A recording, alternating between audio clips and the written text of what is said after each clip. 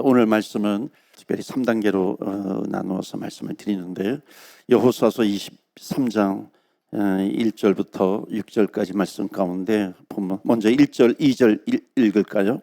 여호와께서 주위의 모든 원수들로부터 이스라엘을 쉬게 하신 지 오랜 후에 여호수아가 나이 많아 늙은지라.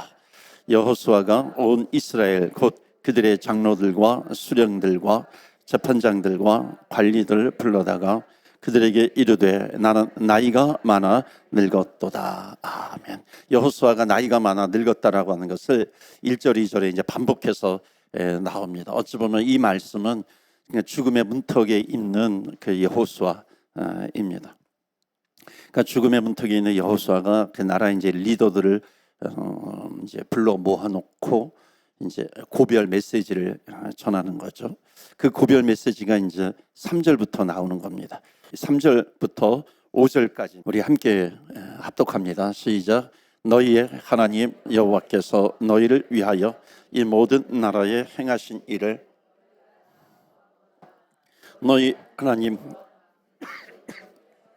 싸우신 이시니라.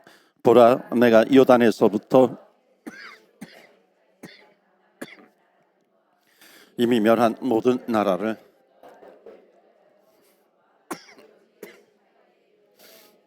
너희의 하나님 여호와 그가 너희 앞에서 그들을 떠나게 하시리니 너희의 하나님 여호와께서 너희에게 말씀하신 대로 너희가 그 땅을 차지할 것이라. 아멘. 자, 보세요. 지금 여호수아가 하는 말 중에 계속해서 반복하는 그런 말이 있습니다. 3절 보시겠어요? 3절에 너희 하나님 여호와 그는 너희를 위하여 싸우신 이시니라. 그렇죠? 그런데 이것이 이제 계속해서 반복이 되는 그런 말씀이 되는데, 너희의 하나님 여호와가 너희를 위하여 싸우신 것이라. 그러니까 이게 뭐냐면 과거에도 하나님께서 너희를 위해서 싸우셨다. 지금도 싸우시고 앞으로도 하나님께서 너희를 위해서 싸우실 것이다 라고 하는 것을 말씀합니다. 그러니까 지금 여호수아가 이 마지막에 인생 끝자락에 지금 이 얘기를 하고 있는데, 이렇게 고백할 수 있는 이유가 뭐냐면 그게 어디에 있는 거냐면 바로 믿음이에요. 믿음에 있다는 겁니다. 그러니까 하나님이 하셨고 과거에도, 또 하나님이 지금도 하시고, 또 앞으로도 하나님께서 하실 것이다 라고 하는 겁니다. 이것은 믿음이 있어야 할 수 있는 그런 고백입니다. 여러분, 하나님께서 하셨다 이렇게 고백을 하는데, 어찌 보면 리더인 여호수아가 왜 하는 일이 없었겠어요? 여호수아도 했죠. 여호수아도 지도자가 되어서 백성들을 다 이끌었습니다. 여호수아도 많은 일들 해냈죠. 그런데 여기 여호수아는 내가 크게 기여했다 이런 말을 하지 않습니다. 그러니까 하나님께서 모든 일을 하셨습니다. 주님께서 모든 일을 하셨습니다. 뭐냐면 여호수아는 어떤 사람이냐면 믿음의 고백을 하는 사람이에요. 믿음의 말을 하는 사람입니다. 그러니까 믿음으로 말을 하는 사람이죠. 가데스바네아, 여호수아 하면은 그 12명의 정탐꾼을 보낼 때 그 장소가 가데스바네아거든요. 거기에 이제 그 가나안 땅으로, 그 남쪽에서 가나안 땅으로 이 정탐꾼을 보내잖아요. 그때 여호수아와 갈렙만이 믿음의 고백을 합니다. 사용을 하는 거죠. 그게 40여 년 전이에요. 지금 훨씬 전이죠. 가나안 땅에 들어가기 전 40여 년 전이니까. 그러니까 젊었을 때죠. 그러니까 젊었을 때도 하나님께서 싸우신 것이다 이렇게 말합니다. 그러니까 지금도 나이가 들어서도 하나님께서 하실 것이다. 그리고 앞으로도 하나님께서 하실 것이다. 그러니까 하나님께서 싸우시리라. 믿음으로 지금 고백하고 있는 겁니다. 여러분, 이 믿음의 고백은 갑자기 나오는 게 아니에요. 그러니까 믿음으로 산 사람들이 믿음의 언어를 사용할 수 있는 겁니다. 그러니까 여러분, 믿음의 고백을 하면서 사시기를 바랍니다. 그러니까 믿음의 고백을 하면서 사는 사람들은, 믿음으로 사는 사람들, 믿음의 고백을 하면서 사는 사람들 다 똑같은 거죠. 그러니까 믿음으로 살아야 그 입술에서 믿음의 고백이 나오는 거죠. 평상시에 믿음으로 살지 않아요. 근데 그 입술에서 나오는 것은 믿음의 고백이 될 수가 없죠. 뭐 한순간 뭐 이렇게 할 수는 있겠죠. 그러나 지속적으로 그 믿음이 밑바탕이 되는 그 고백 없습니다. 되지 않아요. 그러니까 끝까지 믿음이에요. 믿음으로 갈 수 있어야 됩니다. 과거에도 믿음, 지금도 믿음, 앞으로도 하나님께서 우리를 위해서 싸우실 것이다라고 하는 이 믿음의 고백입니다. 믿음으로 살지 못하면 믿음이 없는 말을 하게 되죠. 하나님을 믿지 못하는 겁니다. 불평하게 되는 것이고 원망의 말을 담고 살아가게 되어 있습니다. 첫 번째 메시지 다 같이 읽을까요? 믿음은 하나님이 하신다는 것을 확신하는 것이다. 믿음은 하나님이 하신다. 여기 하나님이 싸우신다 그랬는데 하나님이 하신다는 것을 확신하는 겁니다. 그래서 여러분 확신하세요.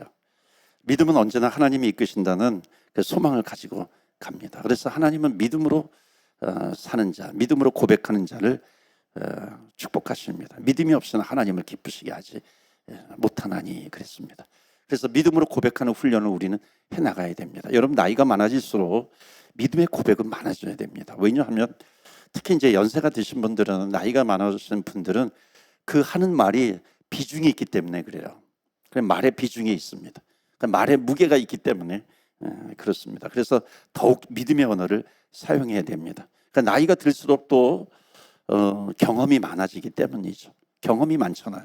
그러니까 믿음보다는 경험의 언어를 사용할 가능성이 굉장히 많습니다. 그러니까 경험만 가지고 말하면 믿음이 들어갈 틈이 없어요. 그렇죠? 경험으로 꽉 차여 있습니다. 그 수많은 세월을 살아온 그 경험이 있어요. 또 많은 그 지식들이 있어요. 그것들이 쌓여 있잖아요. 그러니까 정말 믿음을 두지 않고 믿음으로 말하지 않고 그러면은 그 믿음이 들어가지를 못하는 거죠. 그러니까 그런 상황 가운데 있다 할지라도 환경 가운데 있다 할지라도 정말 하나님의 말씀 붙들고 믿음으로 고백하면서 나가야 되는 겁니다. 그러니까 믿음으로 고백하는 것은 어찌 보면 훈련으로 시작하지만 훈련이 반복이 되면 익숙해지잖아요. 훈련이 반복이 되면 익숙해져서 어느 순간에 자동적으로 그것이 나옵니다. 그러니까 이 믿음으로 고백하고 믿음으로 살아가는 것은 주님 오실 때까지 계속해서 훈련해야 돼요. 반복을 해야 됩니다. 그래서 이 예배 자리, 기도의 자리가 너무너무 중요하거든요. 왜냐하면 그래도 여기서 믿음으로 선포하고 믿음으로 고백하고 믿음을 가지고 기도하고 믿음으로 찬양하는 기도의 시간이잖아요. 그래서 여러분 믿음으로 고백하는 것이 주님 나라 갈 때까지 훈련이 돼야 한다는 겁니다. 여러분 이러한 삶, 믿음의 삶이 여러분 계속해서 평생토록 있기를 주의 이름으로 축원합니다. 아멘. 우리 마음속에 어떤 고백이 있어야 되는가? 하나님이 하셨습니다. 오늘도 주님이 하십니다. 내일도 주님이 하실 것입니다. 과거, 현재, 미래가 다 담겨져 있죠. 우리는 인생을 살아갈 때 과거가 있고 현재가 있어요. 미래는 모른다고 이야기를 합니다. 이거는 인간의 관점이죠. 그러나 하나님의 관점은 카이로스, 하늘에서 바라보시는 겁니다. 그러니까 하늘에서 바라보시면 과거, 현재, 미래가 한꺼번에 다 보이는 거예요. 이게 카이로스이거든요. 그러니까 우리는 크로노스의 시간을 수평적으로 살아갑니다. 믿음의 고백을 하는 사람은 수평적으로 크로노스의 시간이 아니라 카이로스, 하나님의 관점에서 보는 거잖아요. 그게 어디에 담겨져 있어요? 말씀에 담겨져 있잖아요. 성경에 담겨져 있습니다. 그러니까 말씀을 붙드는 사람은 미래도 하나님께서 하실 것입니다 라고 하는 고백을 할 수가 있는 거죠. 이것은 환경하고 상관이 없는 거죠. 아까 찬양이 정말 맞아요. 우리가 어떤 시련이 있고 어려운 길을 간다 할지라도 그것이 믿음보다 크지 않습니다. 하나님이 하실 일보다 크지 않다라고 하는 것이죠. 이런 믿음의 고백이 있어야 하는 겁니다. 그래서 어제도 하나님이 하셨습니다. 오늘도 하나님이 하십니다. 내일도 하나님이 하실 것입니다. 자, 둘씩 짝지어 보세요. 둘씩 보세요. 자, 이렇게 지금 제가 방금 한 거 한번 고백해 보세요. 시작. 왜 안 나와요? 나와야지요. 예. 제대로 하셨어요? 들어보세요. 하나님이 하셨습니다. 하나님이 지금도 하십니다. 하나님이 미래에도 앞으로도 하실 것입니다. 과거, 현재, 미래를 다 고백하는 겁니다. 이것이 우리의 삶의 자리가 잡혀야 된다라고 하는 겁니다. 모든 일을 주님이 하셨습니다라고 하는 고백으로 살아가는 것이죠. 그래서 두 번째 이제 승리의 메시지가 있는데 6절 말씀 좀 보여주시겠어요? 다 같이 읽어요. 시작. 그러므로 너희는 크게 힘써 모세의 율법책에 기록된 그것을 떠나 우로나 좌로나 치우치지 말라. 아멘. 우로나 좌로나 치우치지 말라. 그러니까 이거 오해하는 사람도 있어요. 이건 좌도 아니고 우도 아니고 중도의 길을 가라, 이런 말씀이 아니에요. 중도의 길을 가라는 그런 말씀이 아니에요. 나는 치우치지 않겠다, 나는 가운데로 가겠다, 이게 아니에요. 이것은 뭐냐면 말씀 붙들고 가라는 거예요. 말씀이 중심이고 말씀을 떠나서 곁길로 가지 말라라고 하는 그런 말씀입니다. 그러니까 순종의 길을 가라. 말씀을 붙들고 말씀에 순종하는 길을 가라라고 하는 것을 말씀하고 있어요. 순종의 길을 날마다 걸어가라라고 하는 겁니다. 이게 좌로도 우로도 치우치지 않는다. 이게 굉장히 성경 말씀 중에 몇 가지 이렇게 오해를 불러일으키는 말씀이었는데 또 그렇게 사용하기도 하는데 대표적인 게 이겁니다. 난 좌로도 우로도 치우치지 않아. 이게 아니죠. 나는 가운데야. 나는 당신 편도 아니고 너 편도 아니고 이 사람 편도 아니고 나는 중도의 길. 절대 이게 아닙니다. 이게 여기에 좌로도 우로도 치우치지 않는다라고 하는 것의 중심은 뭐냐면 말씀이에요. 거기에 하나님이 계시는 겁니다. 주님이 계시는 거예요. 그러니까 주님을 중심으로 함께 같이 가는 거예요. 좌로도 우로도 나뉘어지는 길이 아니다라고 하는 거지. 그 가운데 나는 좌로도 우로도 치우치지 않고 그 가운데 길만 가는 거. 절대 이런 말이 아니라 하나님을 중심으로 말씀을 중심으로 끝까지 내가 말씀에 순종의 길을 가도록 할 것이고 많은 사람들이 함께 모아서 마음을 모아서 주님의 길, 순종의 길을 갈 수 있도록 하는 그런 메시지가 바로 이 메시지입니다. 이것을 지금 여호수아가 그 인생 마지막 끝자락에 하고 있는 겁니다. 자, 13절 말씀 보세요. 그래서 말씀에 순종하지 않을 때 어떤 결과가 오는지 여호수아가 이제 경고의 메시지를 주고 있습니다. 13절 말씀 보실까요? 13절에 보시면은 확실히 알라 너희의 하나님 여호와께서 이 민족들을 너희 목전에서 다시는 쫓아내지 아니하시리니 그들이 너희에게 올무가 되며 덫이 되며 너희의 옆구리에 채찍이 되며 계속해서 괴롭힌다는 거예요. 마귀의 올무에 이 마귀의 놀이터가 되어버리는 거죠. 내 마음이. 그 나라가 채찍이 되면 너희 눈에 가시가 되어서 너희가 마침내 너희의 하나님 여호와께서 너희에게 주신 이 아름다운 땅에서 멸하리라. 그러니까 순종하지 않으면은 한마디로 망한다는 겁니다. 그것을 지금 이야기하고 있어요. 이것을 반복합니다. 15절 보실까요? 15절 마지막 부분 강조된 글씨만 읽을까요? 15절 시작. 이 아름다운 땅에서 너희를 멸절하기까지 하실 것이라. 예. 아름다운 땅에서 너희가 멸절하게 될 것이다. 반복이 되죠. 16절에 또 반복합니다. 마지막 강조된 말씀 읽어요. 시작.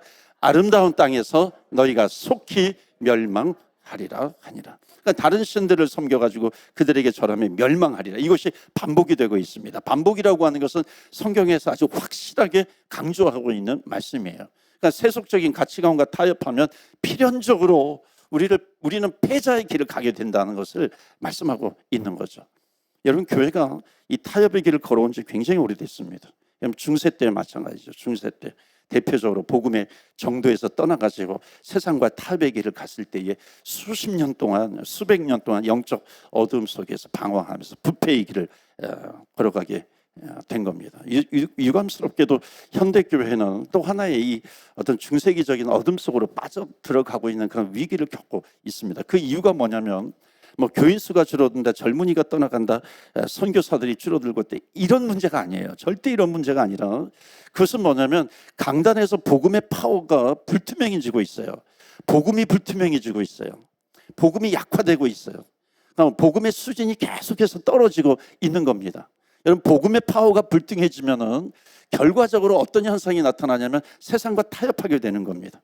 세상과 타협하게 되니까 결국 교회가 교회다워지지 못하는 거죠. 교회가 철치가 돼야 되는데 교회가 철치가 되지 않아요. 세속화되어 버리니까는 어떤 소셜 클럽이 되어 버리는 거죠. 그러니까 교회는 뭐예요? 믿지 않는 한 사람이 들어와서, 그러니까 믿지 않는 한 사람이 들어와요. 그러니까 한 사람이 들어와서 땅 끝까지 이 증인이 될 때까지 계속해서 성장하는 그런 과정을 겪어야 됩니다. 그래서 양육이 굉장히 중요해요.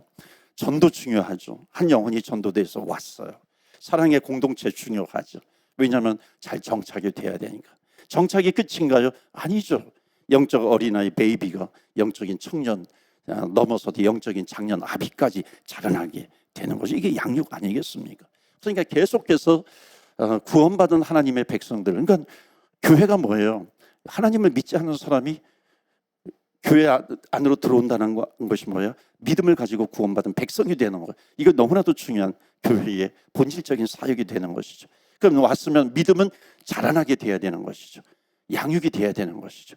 이게 또 아주 중요한 교회의 본질입니다. 자라났어요? 그러면 그냥 우리끼리 좋아하나요? 그게 아니죠. 왔으면 또 파송하잖아요. 고 세상 끝까지 가서 복음을 전하는 겁니다. 이 사이클이 계속해서 교회에서 있어야 되는 건데 그 중심이 뭐예요? 복음이라는 거죠. 복음이 사라지면 안 되는 겁니다. 그런데 알게 모르게 좀 복음이 많이 사라지고 있는 그런 세상이에요. 교회는 당연히 사회 속으로 들어가야 됩니다. 사회와 소통도 해야 되는 거죠. 우리도 소통하잖아요. 하지만 잊지 말아야 될 것이 분명합니다. 그것은 뭐냐면 여기 말씀이 뭐냐, 여호수아서의 마지막 말씀이 다른 신들을 섬겨 절하면 너희에게 주신 이 아름다운 땅에서 망할 것이다. 그러니까 다른 신들을 섬긴다라고 하는 거예요. 그 당시에 구약 시대는 우상 숭배가 명확했지만 지금은 우상 숭배라는 것이 아주 희미하게 막 유혹하면서 넘어오잖아요. 세상은 교회가 사회를 위해서 존재해야 된다 이렇게 말하고 있습니다. 그에 맞춰서 기독교 역사 가운데 교회가 사회를 위해서 얼마나 많은 일들을 해왔습니까? 교육 문제, 의료적인 것, 구제, 기타 등등 사회가 요구하는 것을 정말 많이 해왔죠. 전 세계 인류의 역사 가운데 근대화를 위한 기독교의 공헌은요 정말 아무리 강조해도 부족합니다. 대표적으로 교육과 의료이거든요. 유럽에서도 그렇고요. 어떤 교육의 학교라든지 신학교에서 많이 출발을 했습니다. 거의 신학교에서 출발을 했죠. 의료 병원 마찬가지입니다.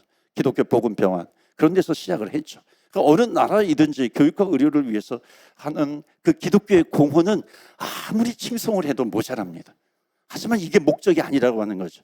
이것은 뭐예요? 이것을 통해 가지고 결국 궁극적인 복음이 전파가 되어야 됩니다. 그러니까 한국에서도 이 선교사들을 파송할 때 선교로는 허가가 되지 않으니까는 어떤 의료와 교육으로 허락이 된 겁니다. 그래서 초창기에 한국의 선교사님들이 들어올 때는 교육 어떤 학교 선생님 배제 학당이라든지 이화학당 그때 생겼으니까 그게 이제 고정이 윤허해가지고 들어온 게 교육과 의료이잖아요. 그래서 감리 언더우드 선교사라든지 아펜셀러 선교사는 다 교육적인 부분으로 왔습니다. 스크랜턴이라든지 또는 의료적인 그런 선교사로 들어오게 됩니다. 그래서 교육과 의료 선교사들이 들어오게 되었습니다. 그렇다고 해가지고 복음이라고 하는 것이 뒷전으로 밀려난 것이 아니죠.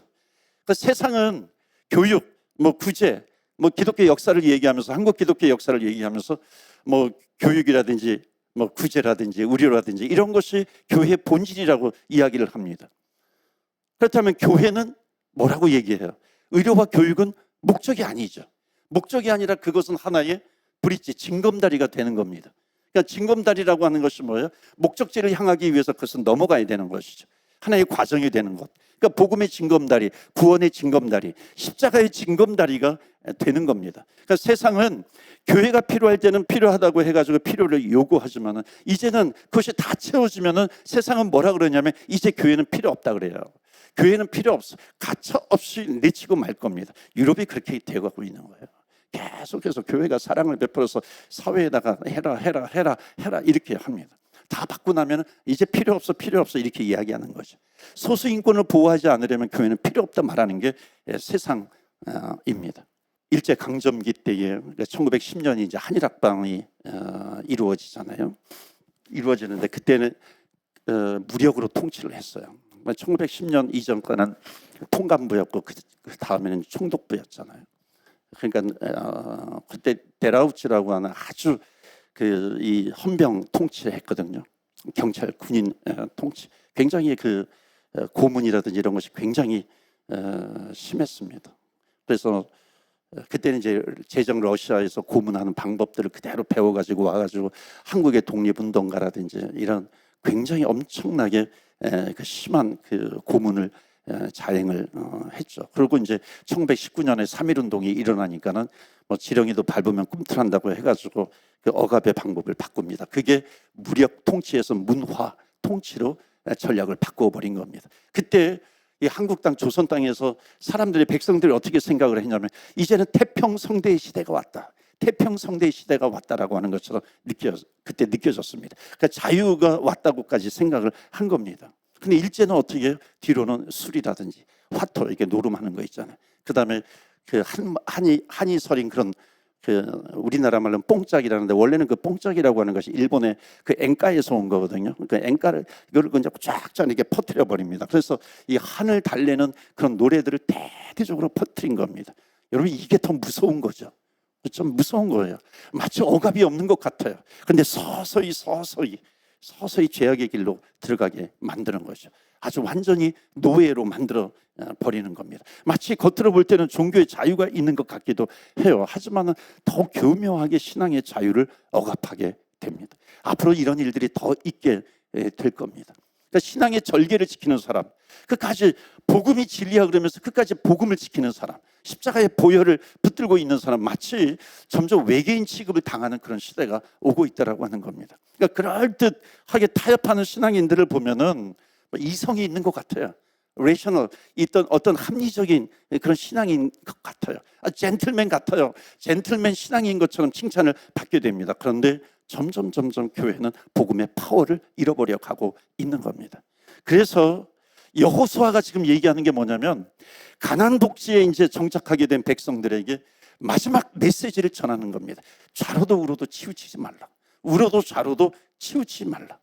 이것은 뭐냐면, 우리에게 정말 필요한 것은 뭐냐면 복음에 의한 진정한 영혼 구원이에요.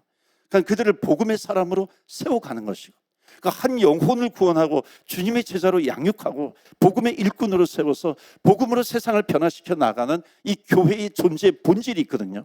이것을 붙드는 거예요. 그래서 좌로도 우로도 치우치지 말라.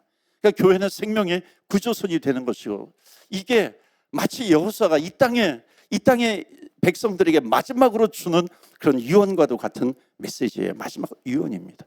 여러분, 교회는 아주 가슴 저리게 복음을 회복해야 될 그런 때입니다. 점점. 이거 식상한 게 아니에요. 정말 더욱 강조해야 되죠. 여호수아와 갈렙의 이 정신으로 순수한 목적에 대한 헌신과 순종이 있는 교회, 하나님은 지금도 그런 교회를 찾고 계신다라고 하는 겁니다. 여러분, 우리 교회가 그런 교회가 될 줄로 믿습니다. 아멘. 그런 교회를 누가 세워요? 복음으로 무장되어 있는 사람, 예수 그리스도의 십자가의 보혈로 철철 흐르는 그 십자가의 보혈로 채워진 사람들, 그런 사람들이 교회를 세워가게 되는 겁니다. 그런데 하나님의 말씀에 순종이 잘 안 돼요. 여러분, 순종이 잘 안 되는 이유가 뭔지 아십니까? 주님은 좁은 길로 가라고 하십니다. 오른편 뺨을 맞으면 왼편까지 맞으래. 왼편 뺨도. 오리를 가고자 하면 심리까지 같이 가주래. 겉옷을 달라고 하면 속옷까지 주라는 겁니다. 여러분, 이런 말씀들은 굉장히 많이 들어왔어요. 지금도 새벽에 마태복음 하고 있는데 참 어찌 보면 어려운 그런 말씀들이더라고요. 그런데 순종을 하래요. 근데 왜 순종이 어려워요? 여러분, 순종하는데 제일 어려운 문제가 뭔지 아세요? 제일 큰 문제가 뭐예요? 여러분, 환경 때문인가요? 여러분, 순종의 가장 큰 문제는 뭐냐면 바로 나예요. 나 때문입니다. 그러니까 순종에서 제일 중요한 것은 환경이 아니에요. 나라고 하는 겁니다. 옆에 사람한테 물어보세요. 당신 순종하십니까? 한번 물어보세요. 대답을 한번 들어보세요.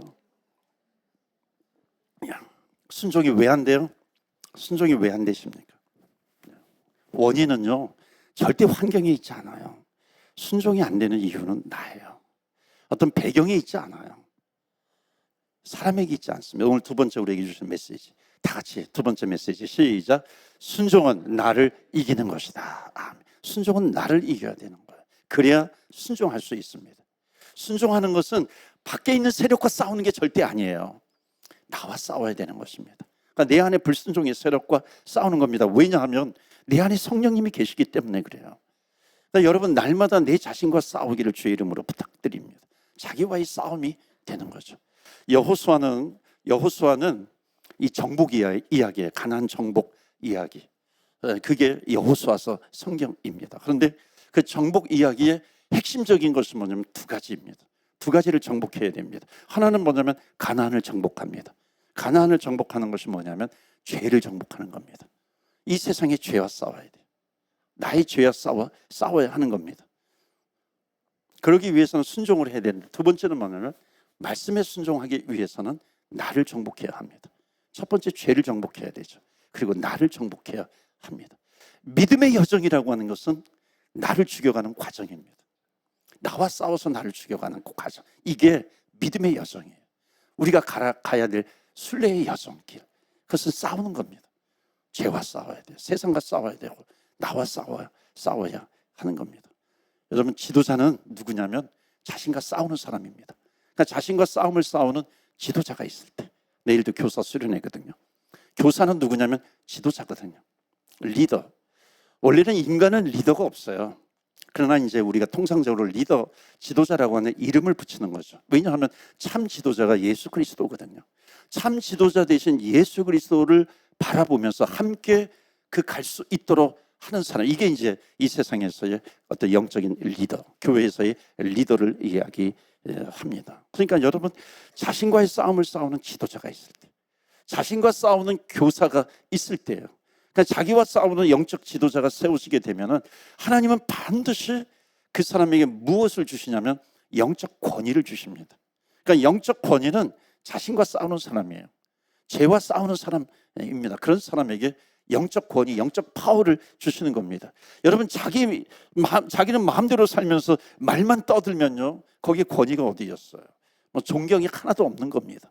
시편 1편의 말씀, 복 있는 사람은 악인의 길을 쫓지 아니하고 죄인의 길에 서지 아니하고 오만한 자의 자리에 앉지 아니하고. 여러분, 이게 다 뭐예요? 싸우는 이야기입니다. 자기와 싸우는 거죠. 내 안에 있는 악한 꾀가 있어요. 죄의 길로 가고 싶어하는 그런 욕망이 있어요. 오만한 자의 자리에 앉고 싶어하는 내가 있어요. 그러니까 자기와 싸우는 사람이 복이 있다는 거예요. 하나님께서 블레싱을 주신다. 누구와? 자기와 싸우는 사람입니다. 그러니까 순종은 뭐냐면, 순종은 나와 싸우는 겁니다. 사랑하는 성도 여러분, 나와 싸워서 예수님의 이름으로 이기시기를, 승리하시기를 주의 이름으로 축원합니다. 아멘. 이것이 바로 하나님이 원하시는 모습이에요. 나와 싸우는 겁니다. 그러면 어떤 일이 있냐면, 반드시 믿음과 순종으로 살아가는 사람들에게 반드시 따라오는 게 있어요. 자, 여호수아서 23장 10절 보여주시겠어요? 다 같이 읽어요. 시작. 너희 중 한 사람이 1000명을 쫓으리니 이는 너희의 하나님 여호와 그가 너희에게 말씀하신 것 같이 너희를 위하여 싸우심이라. 아멘.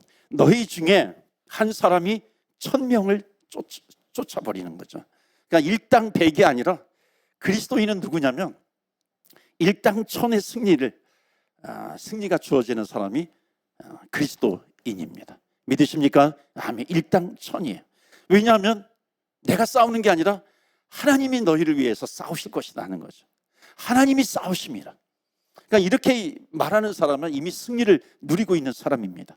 그래서 리더라고 하는 게 뭐예요? 지도자는 승리를 가지고 앞서 걸어가는 사람이 지도자예요. 리더입니다. 그러니까 지도자인 모세가 만일 홍해바다 앞에서 백성들과 함께 같이 불평을 해버렸다면요, 전부 죽어버리는 겁니다. 아니면 애굽으로 다시 끌려가게 되든지 그렇게 하는 거죠. 근데 모세 그렇게 했나요? 그렇게 하지 않았어요. 믿음으로 나아갔어요. 믿음. 이게 리더입니다. 함께 불평하지 않았어요. 주님 앞에 엎드렸어요. 그러니까 하나님께서 바다를 여시는 겁니다. 그러니까 주님께서 계획해 놓으시는 길이 쫙쫙 열려가는 겁니다. 여러분, 이걸 여러분 가정에 한번 적용해 보시겠어요? 가정에 어려움이 있을 때가 있어요. 가정에 어려움이 일 때, 여러분, 부모님 나름대로 그 가정의 리더로 세워주셨는데 부모님이 같이 떨어요. 부모님이 같이 두려워하고, 부모님이 같이 원망하고, 부모님이 같이 불평하고. 여러분, 그게 아니잖아요. 그때 어떻게 해야 돼요? 환경은 그렇다 할지라도 승리를 선포하면서 나가는 겁니다. 예수의 이름을 붙들고 나가는 거죠. 복음을 붙들고 나가는 겁니다. 그러면서 승리를 선포하는 믿음의 부모가 되는 거죠. 여러분, 승리를 선포하는, 믿음으로 선포하며 나아가는 부모님이 되시기를 주의 이름으로 축원합니다. 아멘. 그런 리더가 되시기를 축원합니다. 그런 인도자가 되시기를 바라요. 그게 주님께서 세우시는 리더의 모습입니다. 그래서 오늘 세 번째 마지막 메시지 다 같이 읽어요. 시작. 믿음과 순종으로 나아가면 하나님이 승리를 주신다. 아멘. 그냥 주시는 게 아니라요, 한 글자가 빠졌네요. 하나님이 반드시 승리를 주신다. 반드시 승리를 주시는 겁니다. 우리가 하나님이 하신다는 믿음을 가지고 그 믿음으로 순종하면 하나님이 승리를 주시는 겁니다. 오늘 그렇다면 오늘 결론적으로 우리가 꼭 점검하고 넘어가야 될 것이 있는데, 승리는 어디에서 시작이 되는가? 이것을 알아야 승리를 가지고 사는 겁니다. 우리 예수 믿는 사람들의 승리는 어디에서 오는 것일까? 여호수아가 이제 끝나가면서 하나님이 이제 한 가지 이제 말씀해 주시는 것이 있어요. 가나안을 정복하는 모든 승리는 어디에서 시작했냐면, 자, 가나안을 정복하면서 요단강 건너고 가나안을 정복하면서 나가는데, 그 가나안 정복은 어디에서부터 시작이 되었냐면 출애굽하는 순간입니다. 출애굽하는 그 순간부터 승리가 주어진 거죠. 왜냐하면 어린 양의 피를 문설주에 바릅니다. 어린 양의 피를 문설주에 바르는 그날부터 시작이 된 겁니다. 그러니까 어린 양의 피를 문설주에 바른 그날부터 애굽의 모든 장자는 죽잖아요. 그리고 어린 양의 피를 바른 사람은 승리하게 됩니다. 이긴 줄로 믿습니다. 여러분, 승리는 어디에서 오는 줄 알았어요? 보혈이에요. 주의 보혈 능력이 있도다. 보혈로부터 승리가 온다라고 하는 거. 그래서 우리가 찬양하고 외치잖아요. 주의 보혈 능력이 있도다. 주의 보혈 능력이 있도다. 여러분, 우리가 왜 승리할 수밖에 없는 사람이냐면 주의 보혈을 가지고 있기 때문에 그래요.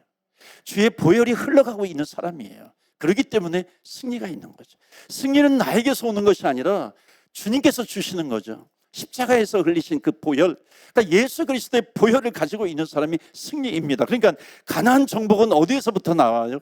출애굽 때부터 오는 겁니다. 그 어린 양의 피를 문설주에 바를 때 예수 그리스도의 보혈이 나에게 있어. 이때부터 승리는 오게 되는 겁니다. 그러니까 맨날 넘어져요. 일어나야죠. 반복해서 넘어져요. 한번 정말 돌아봐야 돼. 내가 정말 구원받은 백성인가? 내가 예수님을 믿음으로 영접하고 있는가? 점검해 봐야 됩니다. 왜냐하면 예수 그리스도의 보혈이 흘러가고 있는 사람은 절대 그렇지 않거든요. 주의 보혈이 흘러가면 어떤 환경 가운데 있다 할지라도 때로는 넘어질 수 있어요. 실패할 수 있어요. 그러나 넘어져도 다시 일어나고 넘어져도 다시 일어나고 반복하다 보니까는 어느덧 승리가 익숙해지는 거예요. 주님께서 다가오시는 날이 점점 가까이 올수록 어찌 보면 환경은 점점 어두워지고 무서워져요. 그렇다 할지라도 반복이 되어서 주의 그리스도의 예수 그리스도의 보혈의 피로 계속해서 무장이 되는 사람, 흘러가고 있는 사람, 승리하는 사람입니다. 십자가만을 붙들고 가는 사람은 세상을 이기고 승리하는 사람입니다. 그렇습니다. 사랑하는 성도 여러분, 예수 그리스도의 십자가가 승리의 출발입니다. 그 예수 그리스도의 십자가, 예수님을 붙드는 자는 오늘도 승리하는 그런 하나님 나라의 백성이 될 줄로 믿습니다. 그렇기 때문에 여러분, 어떤 어려운 일, 어떤 힘든 일, 어떤 내 감정을 막 이렇게 상하게 하는 일, 그런 일이 있어도 여러분 오늘 기도하면서 또 찬양하면서 고백하십시오. 하나님이 싸우신지라. 하나님이 싸우신다. 하나님이 싸우실 것이다. 믿으십니까? 아멘. 하나님이 싸우실 거예요. 여러분 옆에 분한테 축복해 주세요. 하나님이 싸우십니다. 당신을 대신해서 힘있게 믿음으로 좀 고백해 주세요. 당신이 아무리 어려움이 있고 질병 가운데 있고 세상의 논리, 세상의 원리, 세상의 방법으로는 방법이 없어 보이지만 그러나 하늘에서 내려오면 활짝 열리는 거예요. 왜냐하면 하나님께서 싸우시기 때문에 어떤 고난도 어려움도 이겨나가시고 승리하시기를 주의 이름으로 축원합니다. 아멘. 우리 같이 이 시간에 기도합니다. 기도할 때 말씀 붙들고 기도합니다. 여러분 믿음으로 고백하세요. 믿음으로 고백하면서 기도하십시오. 하나님께서 하셨습니다. 그리고 하나님께서 지금도 하십니다. 하나님께서 앞으로도 하실 것입니다. 믿음으로 고백하며 나아가는 겁니다. 주님께서 하셨어요. 주님께서 하실 것입니다. 그리고 우리가 기도할 때 하나님 끝까지 순종하게 하시옵시고 믿음으로 순종하며 나아갈 때 하나님 승리를 누리게 하여 주시옵소서. 우리 인생이 승리를 누리며 우리 가정이, 자녀가, 우리 교회가 승리를 누리게 하여 주셔서 하나님 나라 확장에 쓰임받게 하여 주시옵소서. 내 주변의 환경 상황 어떤 일이 있다 할지라도 우리는 하늘을 바라봐야 될 사람이에요. 주님을 바라봐야 될 사람입니다. 그렇다면 하나님께서 하셨다는 것을 우리는 보게 되는 것이고 하나님이 앞으로도 하시게 될 것입니다. 그래서 이 시간에 끝까지 순종하게 하여 주시옵소서. 다 같이 주의 이름 부르며 기도하며 나아갑니다. 주여